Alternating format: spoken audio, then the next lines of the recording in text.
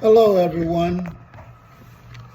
This is Too Far Enterprises, and today we're going to talk about something that should have been talked about in a very serious manner a long time ago.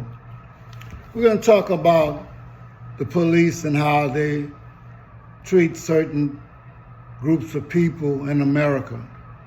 But first of all, we have to go back to the origin of who the police truly are and what their purpose was.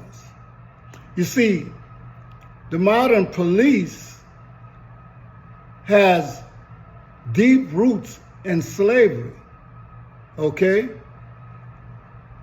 The first policing type of activity was instituted by the masters to protect property. Have you ever noticed that the protect and serve on most police cars is starting to magically disappear, okay? So to serve, protect you, the people, and to serve you is not their priority.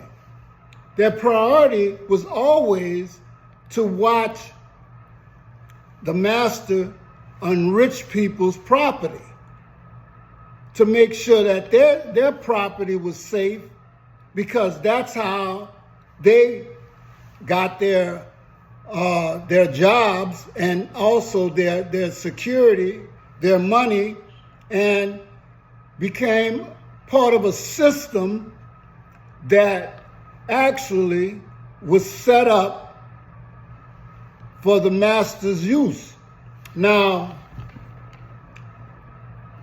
according to the information that I have, the origin of modern day policing can be traced back to slave patrol.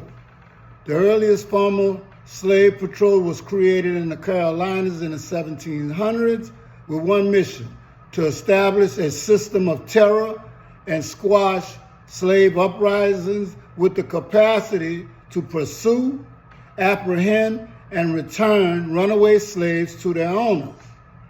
Tactics included use of excessive force to control and produce desired slave behavior.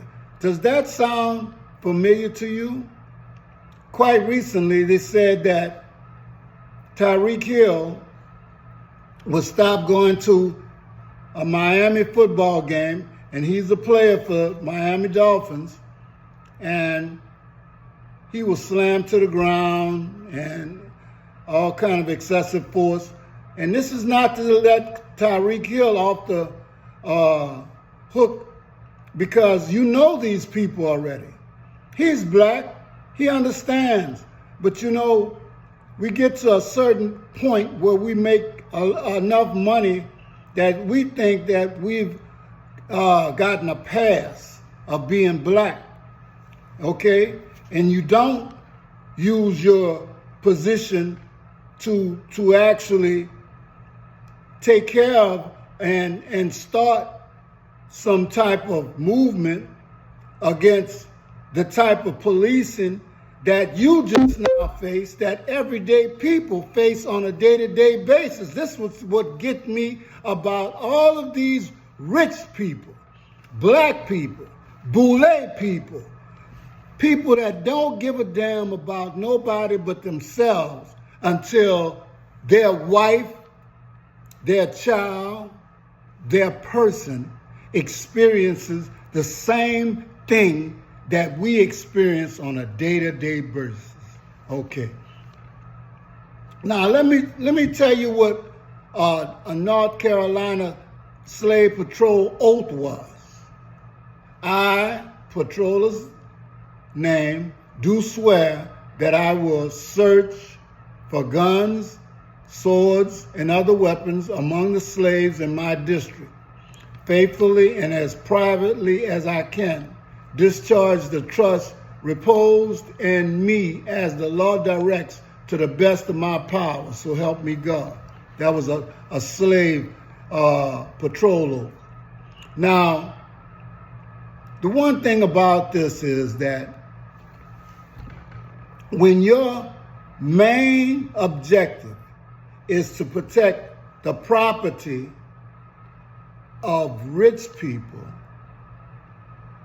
then that means to protect and to serve the citizens that actually fund the police departments is a secondary, and maybe not even a secondary, thought in your mind. The one thing that we have to understand is that when one thing happens to one member of our community, it happens to all of us. But we, like Dr. Claude Anderson states, we haven't felt enough pain yet, even though we've been through slavery, even though we have the police shooting us and killing us and mistreating us, even at routine stops, traffic stops, and so forth. I've looked at several videos where policemen have punched black women in their face and then had to face the music because they didn't realize that they were punching somebody who actually was married to a police officer, who actually had some clout to bring the justice system to bear on them. But why should we go through that?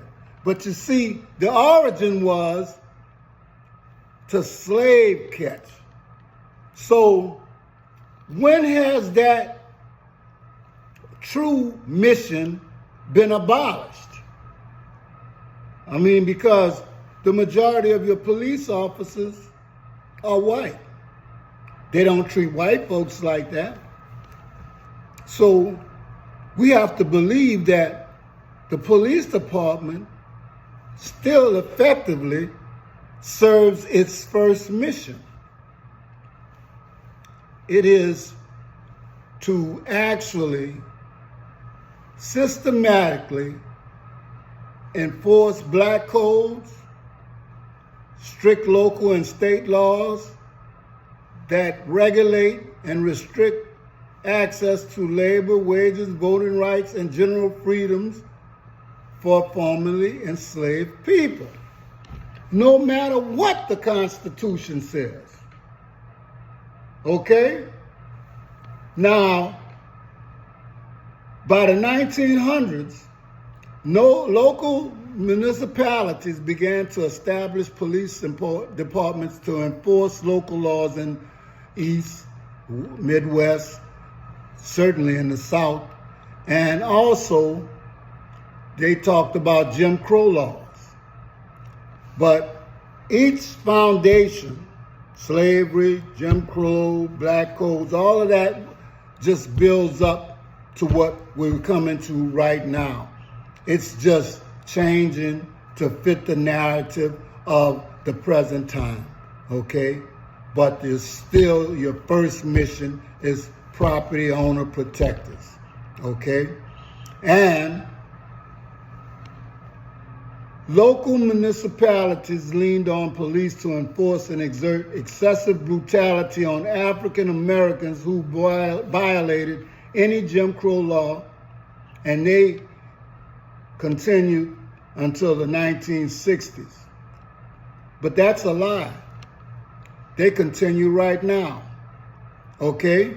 They have a continual bias toward black folks because their very origin and mission was to bring back runaway slaves and to do it by any means necessary. So, now that it's happening to you, P. Diddy, Tyreek Hill, women, children, what you gonna do now? Still haven't gotten enough pain? This is too far enterprise.